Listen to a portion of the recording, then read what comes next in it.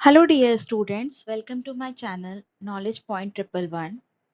Today we are going to discuss an important poem from your book First Flight. The name of the poem is A Tiger in the Zoo.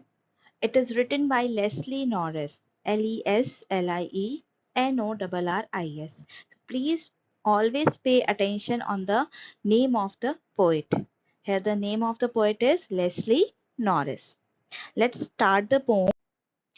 Okay, let's start this chapter. A tiger in the zoo. This poem contrasts a tiger in the zoo with the tiger in its natural habitat.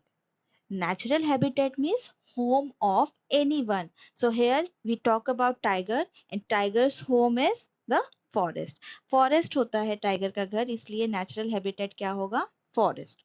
So this poem contrast का meaning होता है opposite condition, opposite situation. दो अलग अलग, जो बिल्कुल अलग तरह की चीजों को हम क्या कहते हैं? contrast कहते हैं. बिल्कुल ऑपोजिट चीजों को. This pome contrast tiger in the zoo with the tiger in its natural habitat. तो आपको फर्स्ट लाइन पढ़ के ये समझ में आ गया होगा कि यहाँ पे हम एक कंपैरिजन करने वाले हैं, एक डिफरेंस देखने वाले हैं. किसके बीच में? एक टाइगर जो कि जंगल में है और दूसरा टाइगर जो कि केज में रखा गया है, जू में रखा गया है. उस टाइगर के बिहेवियर में क्या डिफरेंसेस होते हैं, उन टाइगर्स के बीच में हम क्या डिफरेंसेस देखने वाले हैं. The poem moves from zoo to the jungle and back again to the zoo. आप ये देखोगे कि फर्स्ट स्टैंजा में बात हो रही है जू की, केज की, और दूसरे स्टैंजा में बात होगी फॉरेस्ट की. Let's start with the lines of this pome. हम इस पोम को स्टार्ट करने वाले हैं, इनकी लाइंस पढ़ने वाले हैं. हम एक्सप्लेनेशन देखेंगे और साथ ही साथ इंपॉर्टेंट वर्ड मीनिंग, और उसके बाद में डिस्कस करूंगी लिटरेरी डिवाइसेस को. He stalks in his vivid strips a few steps off his cage on pads of velvet quiet in his quiet rage. तो सबसे पहले तो आपको मैं बता दूं कि यहाँ पे जो इम्पोर्टेंट वर्ड मीनिंग है उसमें स्टॉक का मतलब क्या होता है. स्टॉक का मतलब होता है फॉलो करना.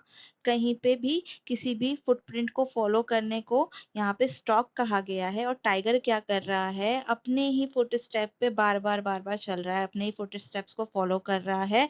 और टाइगर का स्किन कैसा है? बिल्कुल विविड है. विविड मतलब क्लीन एंड क्लियर है. और स्ट्रिप्स यहाँ पे मैं बता दे रही हूँ कि ये जो ब्लैक स्ट्रिप्स होते हैं, ब्लैक कलर की जो धारियां आप देख रहे हो, उसे ही विविड स्ट्रिप बोला गया है because they are clear and bright.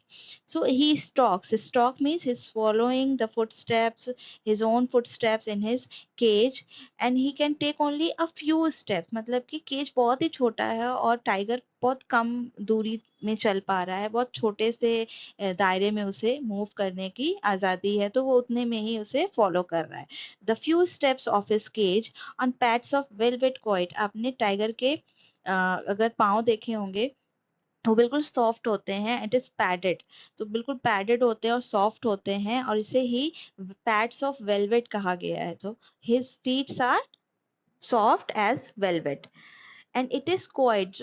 जब भी टाइगर मूव कर रहा है, so no one can hear the sound of his footsteps.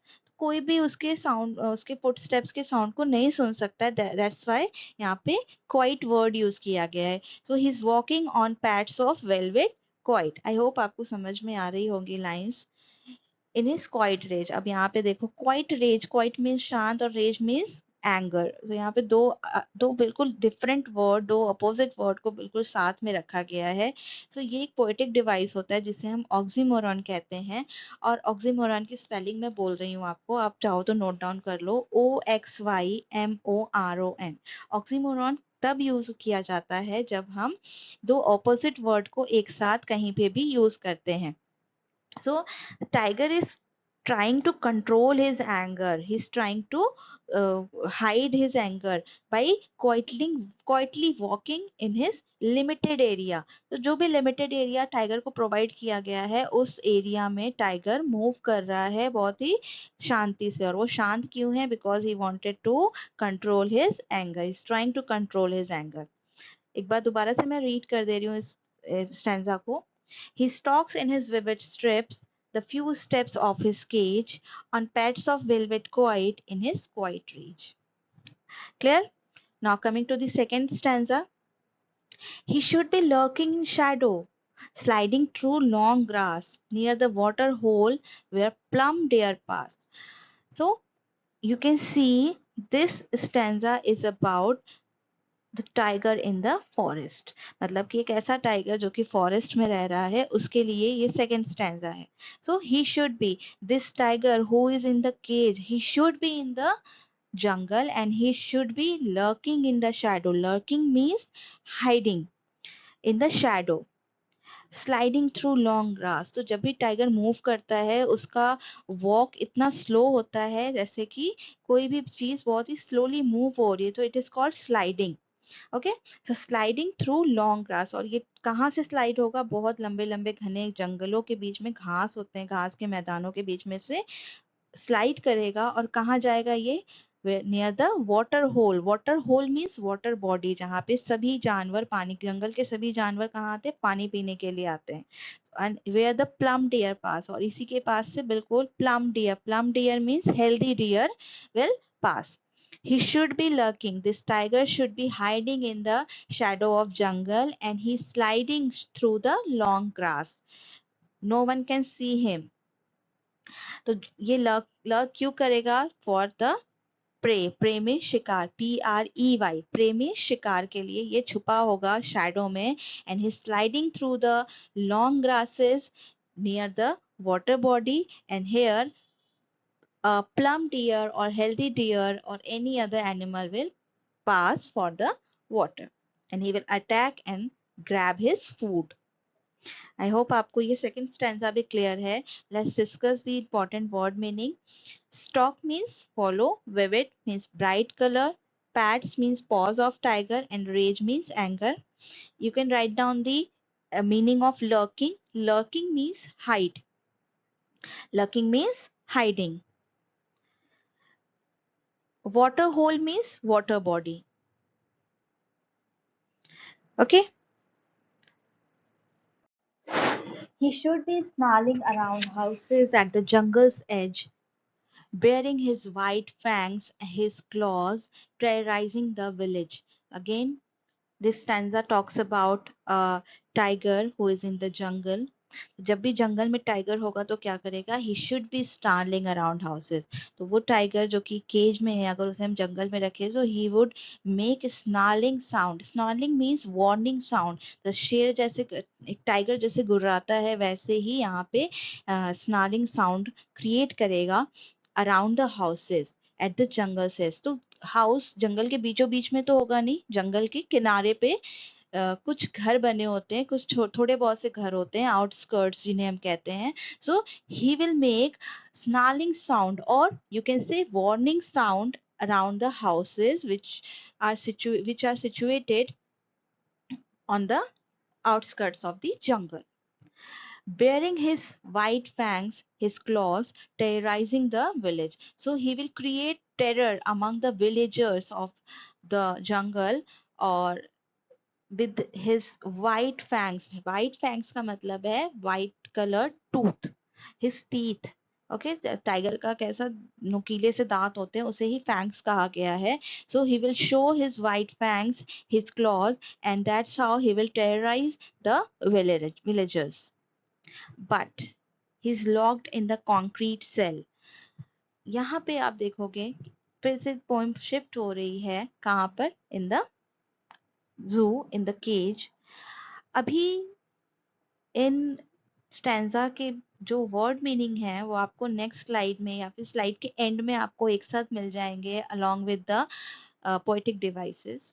अभी जब मैं इसे रीड आउट कर रही हूँ तो मैं बोल रही हूँ, आप चाहो तो इसे नोट डाउन कर सकते हो, और मेरा मानना है कि अगर आप नोट डाउन करते हो ज़्यादा बेनिफिशियल होगा आपके लिए. साथ ही साथ आपको आप रिकॉल कर सकते हो उसे, आप याद कर सकते हो लिख के.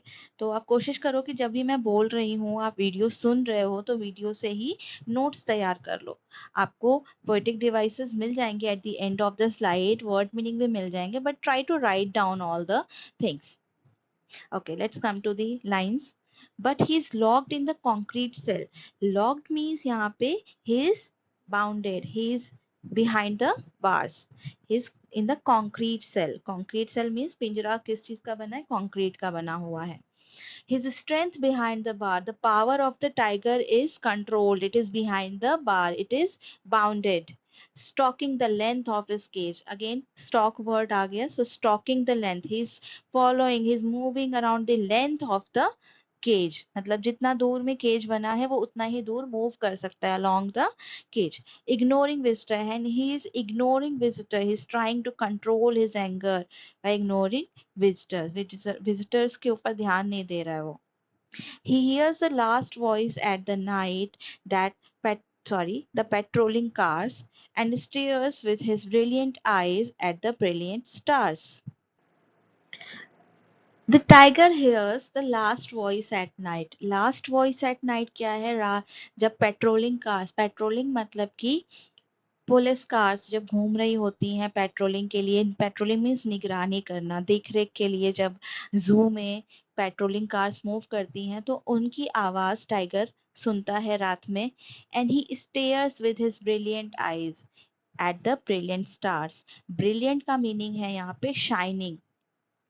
So tiger sad, he's sad and he's trying to ignore his sadness. That's why he's watching the stars. He's watching the stars. He stares the stars with his shining eyes. His eyes is shining. His eyes are shining, and the stars are also shining. That's how he trying to ignore his sadness, his helplessness through this activity at night. So that was the poem, and I will share the important word meaning and poetic devices with you at the end of the slide. Brilliant and brilliant, यहाँ पे देखो एक चीज मैं बता देती हूँ. यहाँ पे देखो ब्रिलियंट वर्ड 2 बार यूज हुआ है, तो यहाँ पे इसे हम क्या कहेंगे? रेपिटेशन कहेंगे. ठीक है. और पोएटिक डिवाइसेस मैं आपको बताती हूँ इसमें कौन कौन से यूज हुए हैं. So here are the poetic devices of this poem. First, personification. आप पूरे चैप्टर में देखोगे टाइगर को ही से एड्रेस किया गया है. ही हम एक पर्सन के लिए यूज करते हैं और यहाँ एक एनिमल के लिए ही का यूज किया जा रहा है. That's why personification is used in this form. Metaphor, metaphor यहाँ पे यूज किया गया है. Tiger's paws are compared with velvet, मतलब कि कंपैरिजन, जब हम किसी दो अलग अलग चीजों को कंपेयर करते हैं, एक ही जैसा दिखाने की कोशिश करते हैं, जैसे कि यहाँ वेलवेट को और टाइगर के पैरों को एक जैसा बताया है, तो यहाँ पे मेटाफर हो गया. इंजैपमेंट, इंजैपमेंट क्या होता है? Sentence is continuing to next line without any punctuation mark. जब हमारा पोम रिपीट होता, सॉरी, कंटिन्यू होता रहता है विदाउट एनी पंक्चुएशन मार्क, तो हम उसे क्या कहेंगे? इंजैपमेंट. आप इस पोम में देखोगे कि फर्स्ट 3 लाइंस में कोई भी पंक्चुएशन मार्क का यूज नहीं किया गया है और लास्ट में यूज किया गया है. ऑक्सीमोरॉन क्या होता है?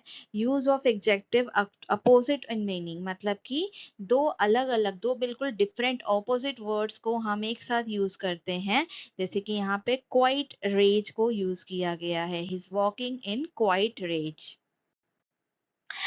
Alliteration, alliteration repetition of consonant sound को हम एलिट्रेशन कहते हैं. प्लम पास में यहाँ पे यूज हुआ है. आप और भी ढूंढ सकते हो, यहाँ पे जस्ट मैंने एक एग्जांपल दिया हुआ है.